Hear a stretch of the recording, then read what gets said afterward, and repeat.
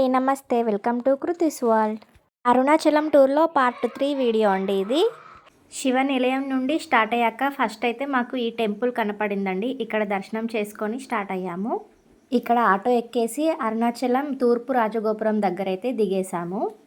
First అయితే రాజగోపురం ముందు దీపం వెలిగించి కొబ్బరికాయ కొట్టాము. ఎవరైనా సరే ఫస్ట్ గిరి ప్రదక్షిణ చేసిన తర్వాత దేవుణ్ణి దర్శించుకోవాలి. ఇప్పుడు నైట్ 7:30 అవుతుంది. ఇప్పుడు గిరి ప్రదక్షిణ స్టార్ట్ చేస్తే 5-6 అవర్స్ పడుతుంది. 1-2కి అలా కంప్లీట్ అయినా కానీ అప్పుడు గుడి అయితే మూసేసి ఉంటుంది కదా, మళ్ళీ మార్నింగ్ ఫ్రెష్ అయ్యి మళ్ళీ రావాలి గుడికి. మాకు అంత టైం లేదు, ఎందుకంటే మేము తిరుపతిలో దర్శనానికి వెళ్ళాలి. మళ్ళీ రిటర్న్ ట్రైన్ టికెట్స్ కూడా బుక్ అయ్యాయి. అందుకే మేము ఏం చేసామంటే ఫస్ట్ అయితే దేవుణ్ణి దర్శించుకున్నాము. క్రౌడ్ అయితే ఎక్కువగా ఏం లేదు, నార్మల్గానే ఉండింది. మేము వెళ్ళడానికి 3-4 డేస్ ముందే పౌర్ణమి అయింది. అందుకే టెంపుల్ అంతా డెకరేట్ చేసి ఉంది. డెకరేషన్ అంతా అలాగే ఉంచారు. స్వామివారు చాలా అద్భుతంగా ఉన్నారు. స్వామివారిని కన్నుల నిండుగా దర్శనం చేసుకున్నాము.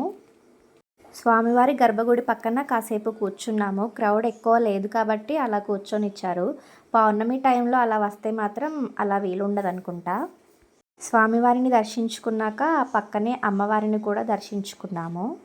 అమ్మవారి దగ్గరికి వెళ్ళే దారిలో మధ్యలో నవగ్రహాల దీపాలను ఉంటాయి, వాటిని కూడా వెలిగించాము. ఇవి నవగ్రహ దీపాలు, మొత్తం 9 ఉంటాయి. 9 ఒక్కరే వెలిగించాలి.